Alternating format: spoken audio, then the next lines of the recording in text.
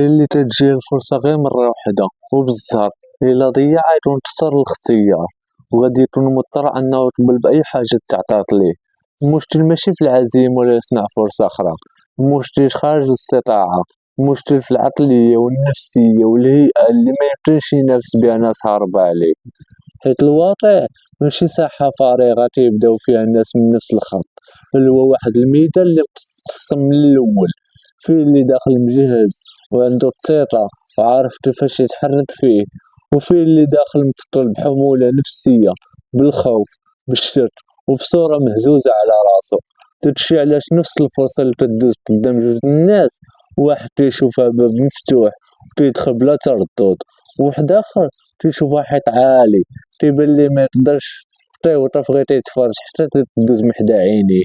المشكل ماشي ديما في قلة الجهد، ولكن في واحد التراكم صامت نتاع الإحساس بالنقص، ديال التربية اللي مزرعتش الجرأة، ديال المحيط اللي تيربي فيك الخوف من الغلط أكتر من الرغبة في المحاولة. وهادشي تيدير واحد الحاجز غير مرئي متيبانش للناس، ولكن تيشد الإنسان من الداخل، تيخليه يتراجع فاش خصو يتقدم، ويستت فاش خصو يهدر، ويصغر راسو فاش خصو يكبرها. وفي نفس الوقت كاينين ناس خرين ماشي حيت أذكى أولا حيت خدامين كتر، ولكن حيت ترباو في بيئة تتكون ليهم جرة، حتى لا طحتي غادي تقدر تنوض.